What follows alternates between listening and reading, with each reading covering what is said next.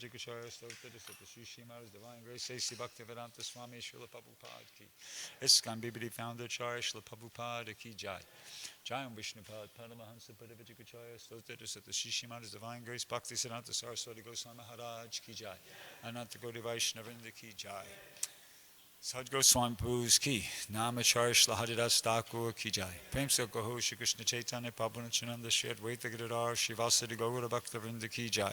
Shri Shri Radha Krishna Gopinath Shamakunda Radha Kunda Giri Gopadana Ki Jai. Vrindavan Dham Ki Jai. Navadip Mayapur Dham Ki Jai. Ganga Jamuna Maya Ki Jai. Tulasi Devi Maharani Ki Jai. Samaveda Bhakta Vrinda Ki Jai. Harinam Sankirtana Ki Jai. Brihat Madanga Ki Jai. All glories to the assembled devotees, all glories to the assembled devotees, all glories to the assembled devotees. All glories to Sri Sri Guru and Gauranga, all glories to Srila Prabhupada. Om Namo Bhagavate Vasudevaya. Om Namo Bhagavate Vasudevaya. Om Namo Bhagavate Vasudevaya.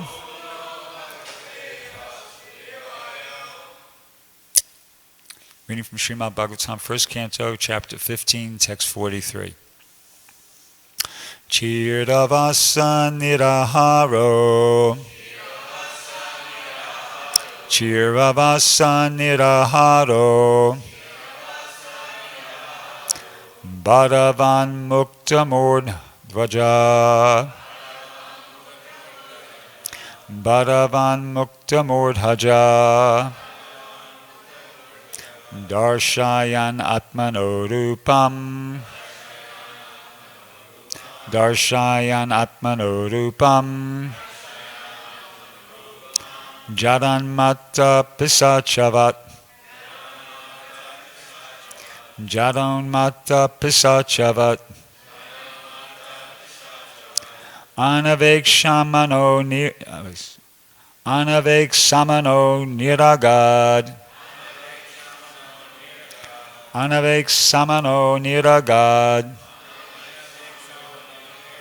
Ashrinvan badiro yata Ashrinvan badiro yata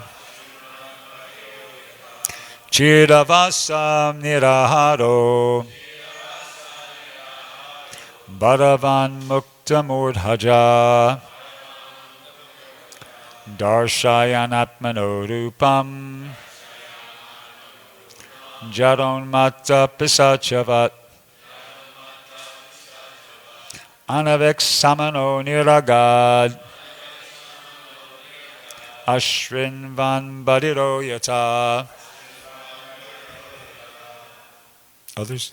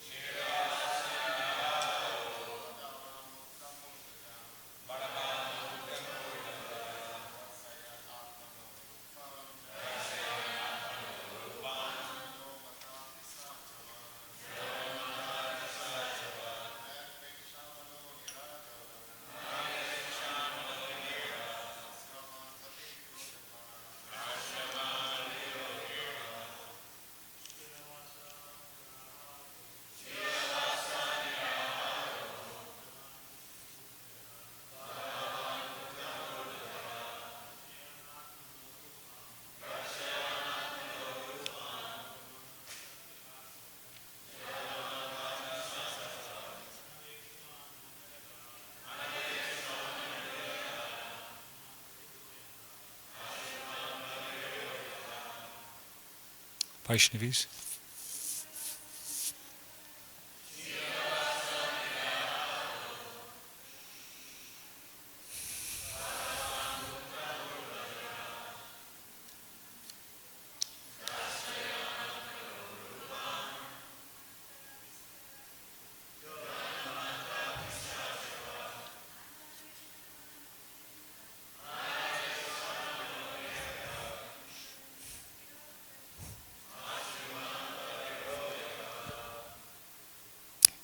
Chiravasa, accepting torn clothing.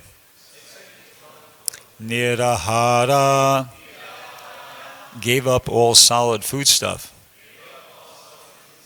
Bharavak, stopped talking. Muktamurdhaja, untied his hair. Darshayan, began to show.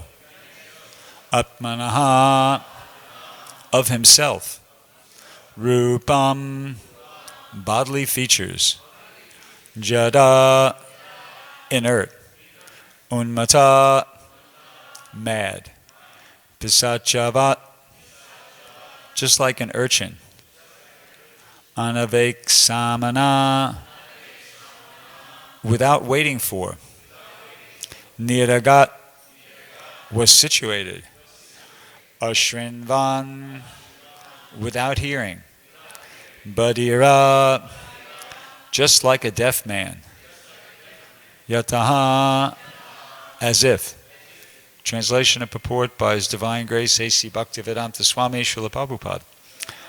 After that, Maharaj Yudhisthira dressed himself in torn clothing, giving up eating all solid foods, voluntarily. After that, Maharaj Yudhisthira dressed himself in torn clothing, gave up eating all solid foods, voluntarily became dumb, and let his hair hang loose. All this combined to make him look like an urchin or madman with no occupation.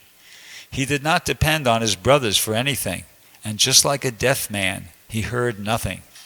Purport. Thus, being freed from all external affairs, he had nothing to do with imperial life or family prestige. And for all practical purposes, he posed himself exactly like an inert mad urchin, and did not speak of material affairs. He had no dependence on his brothers, who had all along been helping him. This stage of complete independence from everything is also called the purified stage of fearlessness. Om Ganatamidam Dashajananjana Shalakaya Chakshuram Militam Yena Tasma Shri Gurave Namaha Shri Chaitanya Manobishtam Stapitam Yena Bhutale Swayam Rupagadame. So I gave class on Saturday, but that was because somebody didn't show up. And I asked Sravas, this is my scheduled day, I asked Sravas if it was okay, if he wanted me to get somebody else, and he said, no, go ahead, give it. So, Hare Krishna. I apologize if I'm hogging the spotlight here, but anyway, I asked him. So, we're hearing about a very intelligent person here, Maharaj Yudhisthira, very intelligent. He's taking very seriously this last stage of his life, preparing for leaving his body, and he's going to go back to Godhead. Now, when I first read this, I thought, whoa. Well, first, a bunch of thoughts came to my mind. One was, why is he doing all these things? Why is he dressing himself in torn clothing, giving up eating all solid foods, voluntarily becoming dumb and letting his hair hang loose, and etc.? He doesn't want any distraction. No distraction. He's got one thing in mind. I am going back to Godhead. That's it. It's just like a horse with the blinders now at this point.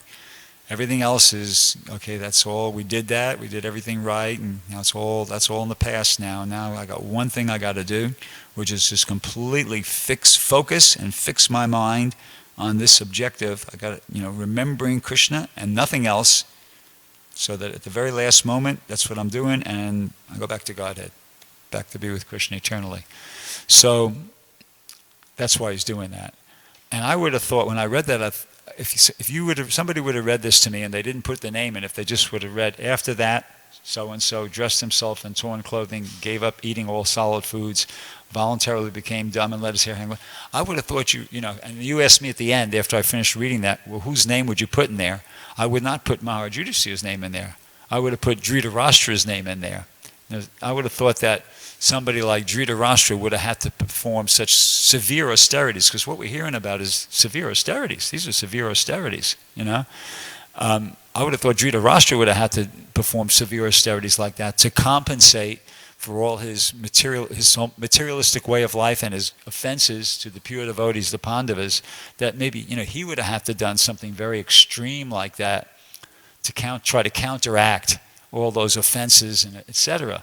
But not Maharaj Yudhisthira. I would have thought, because he's a recognized pure devotee. I would have thought somebody, Maharaj Yudhisthira, could have just stayed at home and sat down. Okay, stopped eating. Fair enough, and just sat down and whatever I don't know if they chanted Hare Krishna at that time or whatever meditation he did to fix his mind on Krishna. He could have just done that right there at home. Just sit down, stop eating, tell everybody, okay, nobody disturb me, But no, he's doing this, and so it's a great example, and I don't think when an elevated devotee like Maharaj Yudhisthira does this, it's a great example for us, but it's not that he's thinking, now I got to do this to show an example for all these ordinary conditioned souls what to do in the last stage of life. He's really thinking he needs to do this. It's the influence of the internal potency. Like, the pure devotees, they're not thinking they're pure devotees. They're just thinking, I'm a regular old being, and this is what I have to do. So Maharaj Yudhisthira is thinking he has to do this in order to be successful at that last stage of life. And so he's gone to these great extremes, accepting these severe austerities for the purpose of going back home, back to Godhead. So if somebody like this, who's so exalted and so advanced and so elevated, recognized devotee, confidential associate of Krishna, if he's going to such great lengths to make sure that he's doing everything he possibly can to go back to Godhead, what to speak of us? We should be very serious. I think that's one of the lessons we have to come away with from this, this pastimes, this section of the Bhagavatam. How serious we have to be, in our efforts to go back to Godhead. If even these great, great, great pure devotees are being that serious, we have to be very serious. So, so nobody feels discouraged, because we hear a lot of things when we read the books and hear the lectures. Very high standards, and sometimes somebody you could feel maybe discouraged a little bit. There's a tendency maybe to feel discouraged because you're feeling, I'm not there. I know I know what I'm hearing is just like Dhruva Maharaj. I know what I'm hearing is that's the proper standard. But I'm not there. I'm not anywhere as close to that. But so just so nobody feels discouraged, I want to read something that was on the invitation card to the Prabhupada Festival. This last Prabhupada Festival, they made a very beautiful invitation card with a very beautiful picture of Prabhupada smiling. And there was this one on the flap there was this one quote. They said it came from the Srimad Bhagavatam second canto. Actually, it comes from the Krishna book. It's in the chapter, The Prayers of the Personified Vedas. And so I read this, and this was one of those, paragraphs or bunch of words of Prabhupada that, had this effect on me. It's happened. It's had many, many times, which is you read it, and I go, oh yeah, okay. And then a few seconds pass, 30 seconds pass, and you go, wait, what was that again? And you go back and read it again, and you realize, whoa, that is significant. And then you read it again, and then I look it up on the database. Get a few key words, type it out, and look it up on the database, find it, print it out, carry it around, and meditate on this. And I'm going to say something more about that in a second after I read it. So this is what I printed out. Once again, it's from the Krishna book, the chapter Prayers of the Personified Vedas. Prabhupada says, a devotee is never afraid of death or changing of his body. His consciousness is transformed into Krishna consciousness, And even if he does not go back to Godhead, even if he transmigrates to another material body, he has nothing to fear. A vivid example is Bharat Maharaj. Although in his next life he became a deer, in the life after that he became completely free from all material contamination and was elevated to the kingdom of God. The Bhagavad Gita affirms, therefore, that a devotee is never vanquished. A devotee's, very encouraging to hear these types of things. A devotee's path to the spiritual kingdom, back home, back to Godhead, is guaranteed.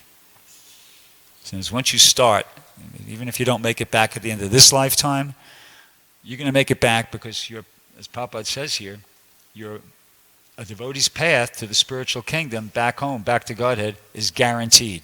Krishna's got your back. Once you sign on the dotted line, you make that commitment, I am going to be a devotee of Krishna, and you start practicing Krishna consciousness, Krishna's got your back. And he's going to take you back, sooner or later. So it goes on to say, even though a devotee slips in one birth, the continuation of his Krishna consciousness elevates him further and further until he goes back to Godhead.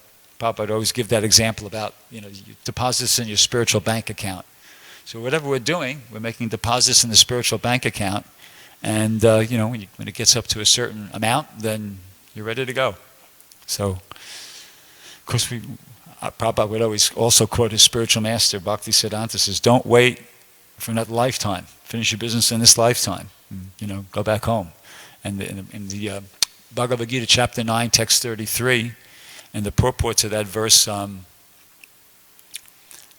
punar brahmana punyas bhakta rajarshayas tata anicca asukam lokam imam prapya bhajashvamam. It's the second of a series of two verses where Krishna says, even though they may be of lower birth, women, Vaishyas, Sudras, if they take shelter of me, they'll attain the supreme destination.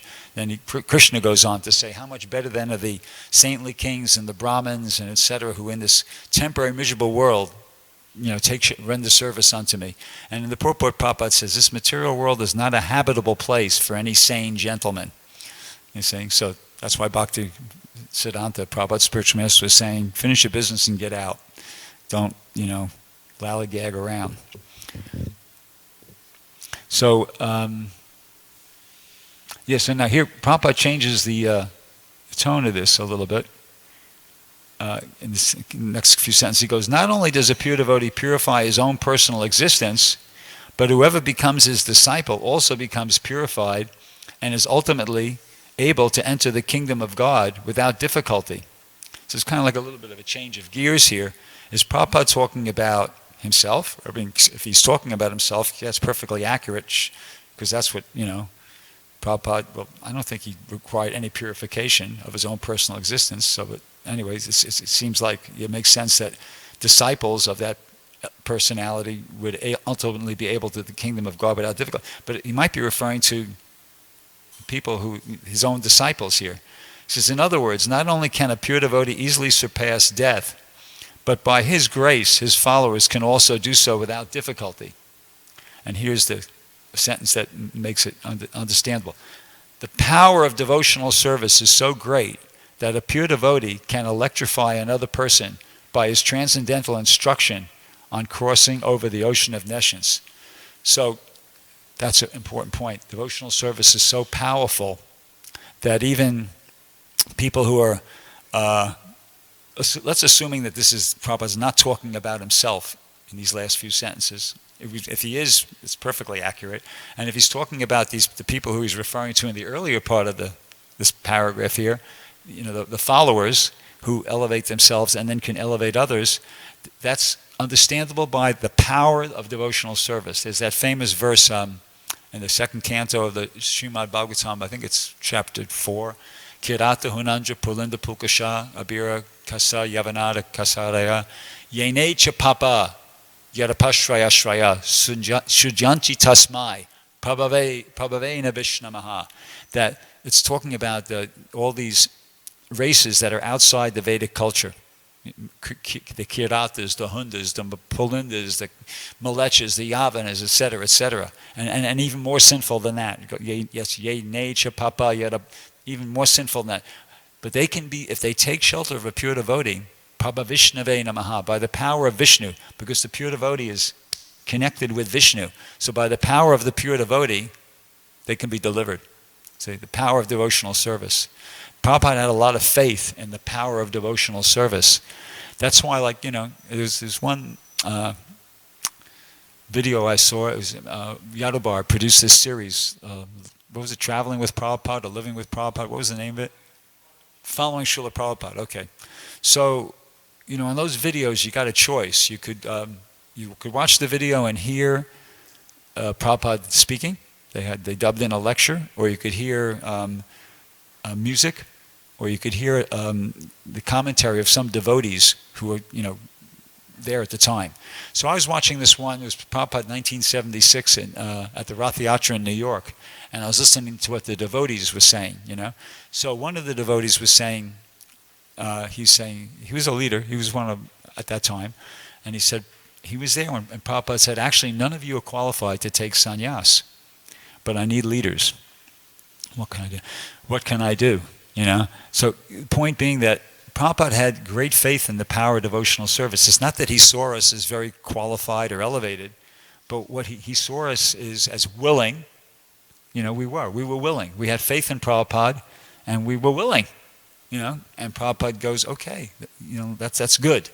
Now we're going to, that combined with the power of devotional service, which is, as Prabhupada here, is so great, that a pure devotee can electrify another person, that could be a recipe, a combination for success. So Prabhupada was prepared he took that risk with us. And, in a lot of cases it paid off. And he makes this point, the pure devotee can electrify another person. What does that mean?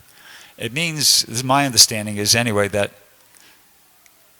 the sound vibration coming from the pure devotee is energized, it's powerful, it's not ordinary mundane sound vibration, it's transcendental sound vibration. That this is a metaphorical expression, electrify another person. It means you're relishing the transcendental sound vibration. It's like in the presence of the pure devotee, not all the time, but sometimes, you can understand that you're experiencing extraordinary sound vibration. It's not ordinary sound vibration. And that electrify comes in the form of, you relish the transcendental sound vibration when you're chanting, Hare Krishna, Krishna Krishna, Hare Hare, Hare Rama, Rama Rama, Hare Hare. And you're feeling something special. You're not just saying some ordinary mundane sound vibration. And, like that. So when Prabhupada spoke, that's why his lectures were so powerful. Like sometimes on Sunday here, I don't know if you've had this experience. I've had this experience repeatedly. I'm sitting there, I'm listening to the lecture, and I'm thinking to myself, whoa, this is powerful. This has to be the best lecture I've ever heard, And then the next Sunday comes and the same thing happens again, and it's because when Prabhupada's speaking, he's got that electricity, that transcendental power is coming out. And it's coming out like we're hearing words, but it's pregnant with that transcendental energy, and it has an impact on the heart. It says something like that in the Nectar Devotion, that the pure devotee can impress, that ecstasy on the heart of the conditioned soul, because he's enlivened in that. He's alive in Krishna consciousness. So anyway, Prabhupada says the power of devotional service is so great that a pure devotee can electrify another person by his transcendental instruction on crossing over the ocean of nescience. So, this is the big hope for us, because, at least for me, we're not in the category of Maharaj Yudhisthira and the Pandavas. We're not great tapasvis or great renunciates, or in my case, great devotee. Nothing great, just ordinary. But, if we could somehow or another, Prabhupada said, grab onto my dhoti. If we could somehow or another, place our faith in Prabhupada's words, that can be our saving grace. Guru Mukha Padma Vakya Chitte Te Koriya Aikya. What's the translation in the old translation is that my only wish is to have my consciousness purified by the words emanating from his lotus mouth. Actually, I'll go with that translation. That's a nice translation, Our hearts, our minds are purified by the words emanating from Prabhupada. See? It's just to hear Prabhupada, it's gonna purify our consciousness. So that's a big hope. That's a big hope. Everybody can hear. Even if you can't muster up the energy to chant, you can still hear. Right? Is there anybody here that's so weak and doesn't have enough energy to even hear? You can all hear, unless you're deaf. So, and it's purifying. It's something that is elevating. Actually, I've had this experience too, where I felt like, just different situations, and you just feel like, okay, I'm wiped. I've had it, and I'll just lie down on the floor, flat on my back, because I just don't have the strength or the motivation to do anything else. Okay, and I put a lecture of Prabhupada on. I just put Prabhupada on, and I just lie there, and I listen to Prabhupada. And it's like they give Epsom salts to somebody that just passed out, and it's just, within like minutes, I feel like I'm just lying there. Well, that's pretty interesting. And it just brings you back to life, and within like 15, 20 minutes, I'm back ready to go. How do you explain that? Man does not live by bread alone, but by every word that comes from the mouth of God. This is not like it's not even unique to this tradition. There's power. There's power in the words of a pure devotee. The pure devotee, that thing I just said was a quote from the Bible, and it appears 3 times in the Bible. It appears in Deuteronomy and the Gospels of Matthew and Luke. Okay, and it's just saying about the words of God. But of course, the words of the pure devotee are same. Same as the words of God. So there's power, there's potency in the words. And, that's what keeps me going. That's what keeps me going, Prabhupada's words. Despite the fact that I eat a lot of prasadam, without Prabhupada's words, I would be finished. Prabhupada's words is what keeps you going, from, at least me, from day to day, from week to week, from month to month, from year to year.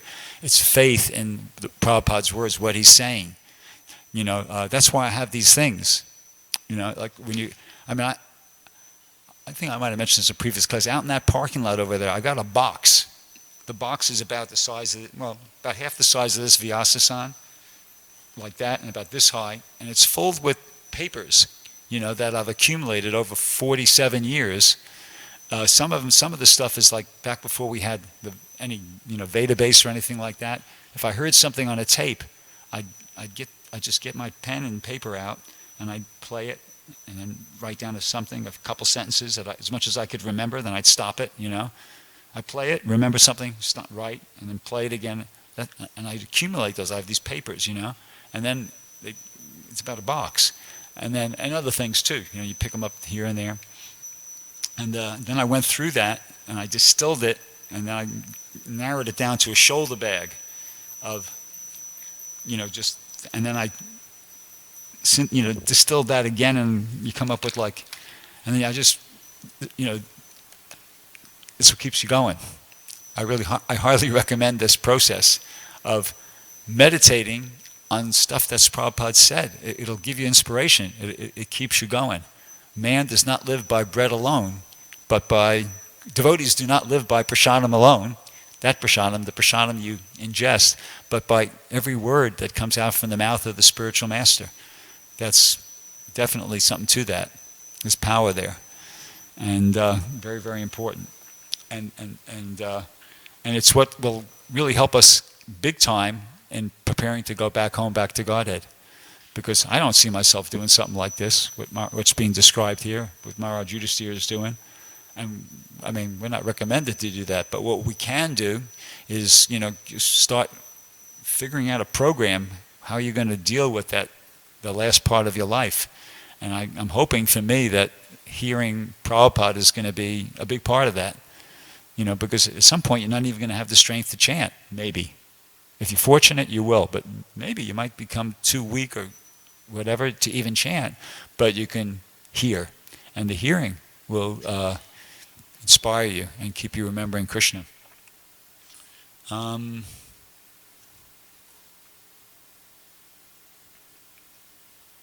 Yeah, so this is, what time is it? Because I still have a few minutes to go.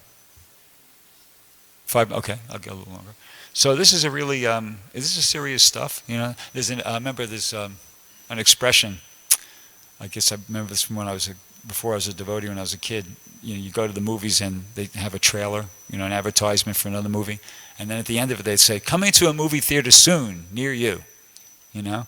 So this past Sunday, I was up in Portland, Oregon, and at the end of the Sunday feast lecture, one Mataji, she asked a question. I can't remember what the question was, but she was mentioning about this one Mataji who was here in Los Angeles, La Banglatique. She left her body some few years ago, and she was remembering her. And she mentioned about, and Pushta Krishna, formerly Prabhupada's servant, formerly Maharaj, you know, he's on the verge of leaving his body from cancer. So I hadn't heard that. I didn't. That was news to me, as the expression goes. She said that, and I thought to myself, wow, man, that's like, you know, Maya's out to get every last one of us, right? And so it knows it's definitely going to happen. It's you know, death is no question of not dying. It's just a question of whether it's going to be an expected or an unexpected. But either way, one way or the other, it's going to happen. So yeah, so you know, it's something we have to really think about seriously, because even, you know, there's one, Papa was talking with one reporter or something like that, and he's asking about something with an old man, and Papa made the point, you don't know who's an old man. Old man means, he said, what's your definition of an old man? Old man is somebody who's about to die. But none of us know when that's going to happen, so we should all think, I'm an old man, or I'm an old woman, because it could be, at the next moment it could be me. So anyway, we should be serious. We should be preparing all the time. And it's a challenge, and I'll tell you why it's a challenge. And it's a challenge because the material energy is relentless, and that's why Krishna says in the 7th chapter of the Bhagavad Gita, Mama Maya Durachaya, this energy of mine that's bewildering everybody. It's Durachaya, it's insurmountable, you know, and that was recognized by Maharaj Yudhisthira and Yamaraj. You know, Yamaraj, remember that past time where they were in the forest and they went to drink some water, and all the Pandavas, each one of the other Pandavas, they drank the water and they passed out or they died or something like that. And then finally Maharaj Yudhisthira went there, and Yamaraj, disguised as a yaksha, appeared and said, if you answer some questions correctly, if I'm satisfied with your answers, then, you know, I'll revive all your brothers. And so, okay. So he asked a bunch of questions. One of them was, what is the most, Prabhupada says wonderful thing, but it's not, I think he meant amazing, because it's not wonderful that what's about to, the answer was, but it's amazing that, so anyways, Maharaj Yudhisthira's answer, the most amazing thing is that everybody's dying all over the place, all around me. People I know, people I don't know, people I know, all around me it's happening. But somehow or another, we all think we're not going to die. You know, that's the avanaratmika and prapshapatmika potencies of Maya. Somehow or another we think it's not going to happen to us, you know. And I've seen a very vivid example of that, at least that I've observed repeatedly. Of course, it's not in the human species, but it holds true, is that if you spill some Coca-Cola or some sweet, you know, sickening sweet beverage on the cement outside, and you just wait like an hour or so, there'll be a lot of ants there. Somehow or another, they have this mystic power, super soul or whatever. I don't know how they'll find it, and you know they'll be all there, you know, around that sweet liquid that you just spilled on the ground there. Now, if you come over and you take like a pot, you know, and you go bang, bang, bang, bang, you don't hit any of them, you know, but you just bang it. They'll scatter real fast, you know. Now they don't know that you've killed any of them or not, you know, but they just know there's some real big danger that's just happened. Okay, they'll split, and then you just wait. And if you just wait a couple of minutes, they'll all be right back again. They'll all be right back again. You see, that's the nature of it. And that whole, I've seen that. Prabhupada gave the example of the sheep or the sheep or the goats, they have them out in a yard, and the guy comes out and pulls one of them in to take them into the slaughterhouse, and they're all like freaking out, but then as soon as that one goes inside, they're all back to eating the grass again as if nothing happened. So it's like that with people too. It's like that. That's why they say smasan vairagya, a crematorium renunciation. That when it's right in front of your face, then you feel like, oh, and then just as soon as like you're out of that situation, you back to the enjoying mood again. The enjoying mood is there. So what to do? Well, you got to be very serious. There's one occasion here, I don't know if it was here, but one instance where Prabhupada, a devotee was with Prabhupada, and he asked Prabhupada, what should we do in a situation where there's a husband and a wife, and one of them is in the mood of renunciation, but the other isn't. The other's in has an enjoying spirit and doesn't want to do, cooperate. Should they be separated? And Prabhupada said no. He said they should be trained up. He said desiring sense gratification means not advanced in Krishna consciousness. He said the desire for sense enjoyment is like a disease. If the disease, the disease is going away if the fever goes down. So like the fever is like the symptom of the disease. So desiring sense gratification is like the symptom of the disease, which is, materialism. So Prabhupada said, they should be trained up, and then the fever will go down. So this devotee, he picked up on the analogy, and he said to Prabhupada, what if the fever's not going down? And then Prabhupada said, let me see if I can find it real quick. Yeah, I got it. Prabhupada said, then he should try to chant Hare Krishna mantra instead of 16 rounds, 64 rounds. That is the way. He says, that is the way. 16 rounds is the minimum. Otherwise, Haridas Thakur was 300,000 names, not rounds, but names, which is about 176, actually, rounds. Then Prabhupada goes on to say, and here's the principle, okay? He says, so you have to increase.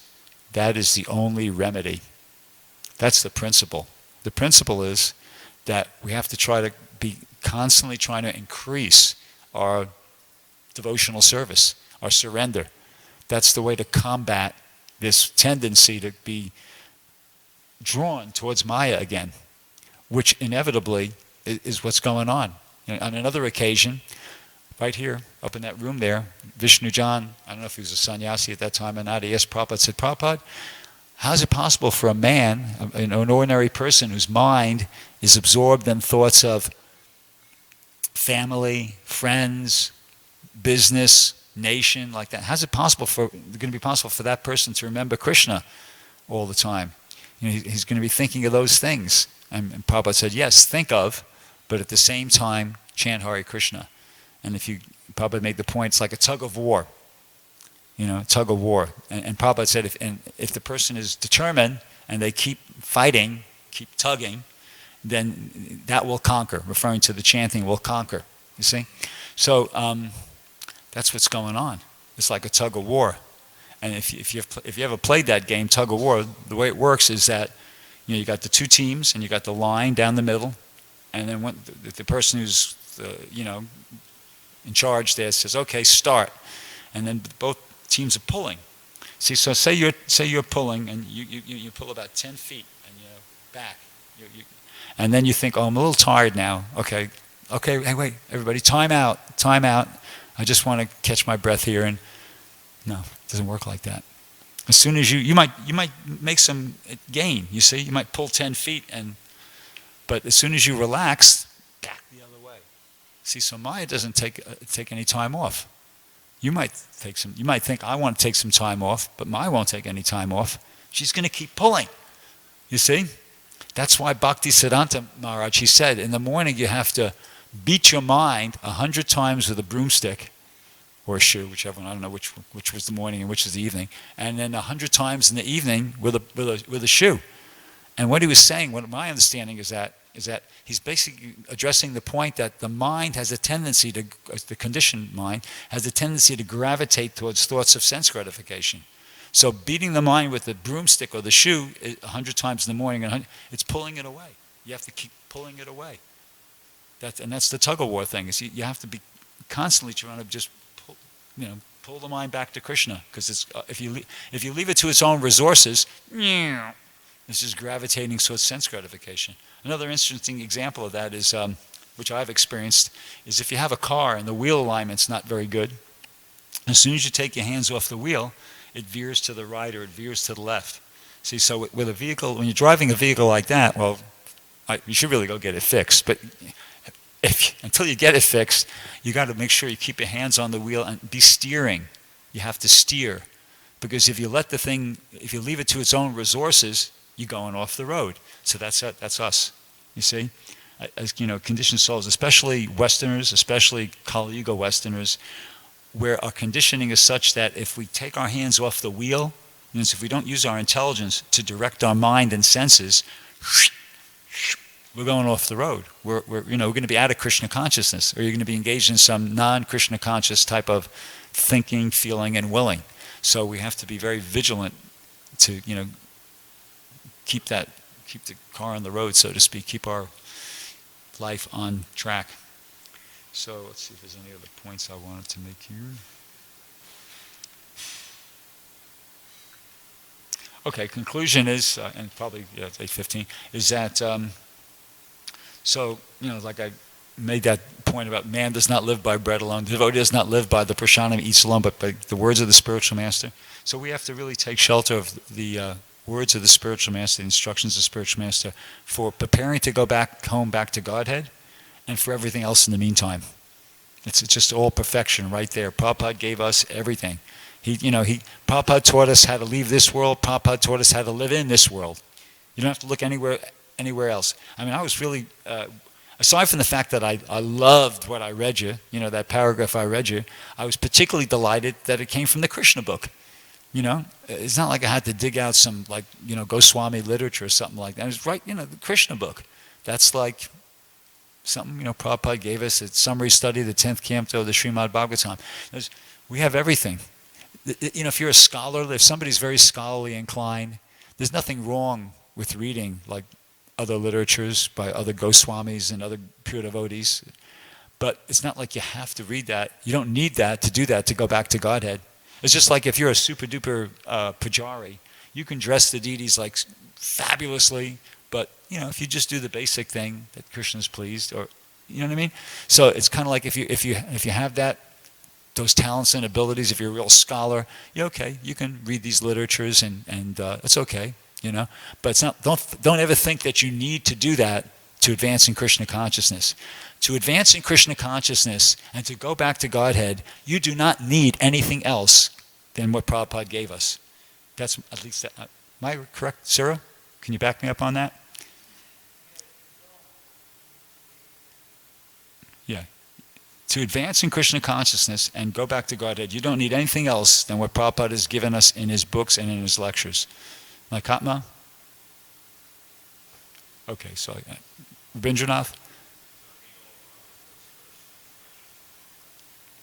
Yeah, minimally. So I'll stop there. Does anybody have any questions or comments?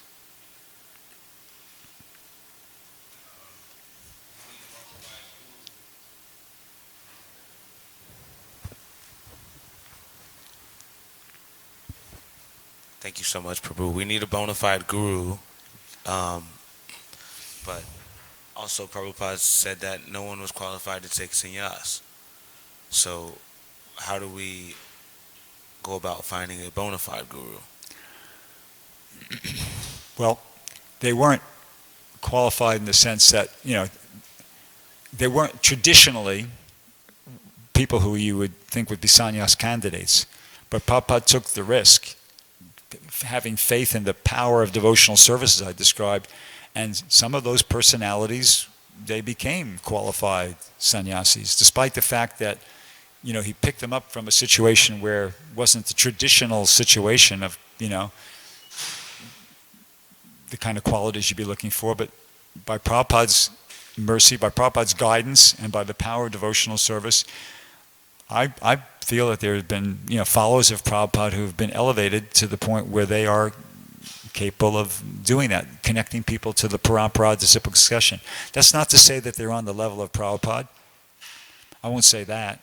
I won't say they're not. I don't know. but I won't say that that's necessarily the case. But my point is that doesn't have to be the case. Somebody doesn't have to be as advanced as Prabhupada in order to be a spiritual master. Prabhupada is a Nitya Siddha. Prabhupada is a Sakshavash avatar. Prabhupada is somebody that descended from the spiritual world on the request of Krishna to write these books and give people here in the Kali Yuga Krishna consciousness. That's like a super pure devotee, But somebody could be, and if you read the Nectar of Instruction, you could see that somebody could be a spiritual master and not have to be that necessarily that elevated, and you're getting connected to the Parampara disciplic succession by that person. You see, so, and then, here's another point. In ISKCON, Prabhupada is not just the Acharya, he's the founder Acharya. You see? And Prabhupada is he's not going to ever be your Diksha Guru, but he's everybody in ISKCON's Shiksha Guru. See, so say you get initiated by some ISKCON guru right now, okay, and it works out, or even though that person has some problems, whatever. You got Prabhupada's books. You have Prabhupada's program. See, so Prabhupada is your Shiksha Guru. And so, you're on safe ground. You take initiation from somebody that's in ISKCON, that's doing well.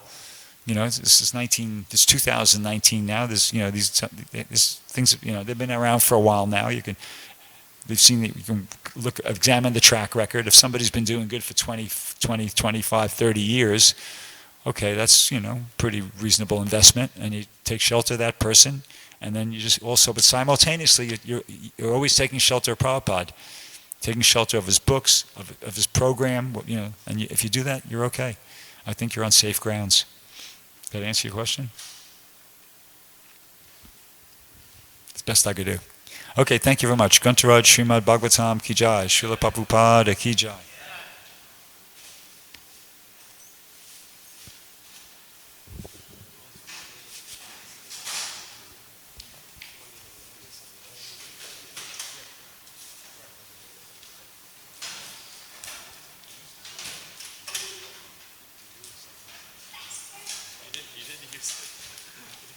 Something else. Use another. Yo, you gotta publish this. Yeah, we're long. Hey, Sudashan, another point is that, someone doesn't need to be a sannyasi to be a guru. Quote that really stuck with me. Yeah, sure. But also, you say that we must have a guru, and then also that these gurus are qualified, and you see that they're not qualified, and there should be some explanation there. Yeah. You know what I'm saying? There should be some explanation there. Yeah.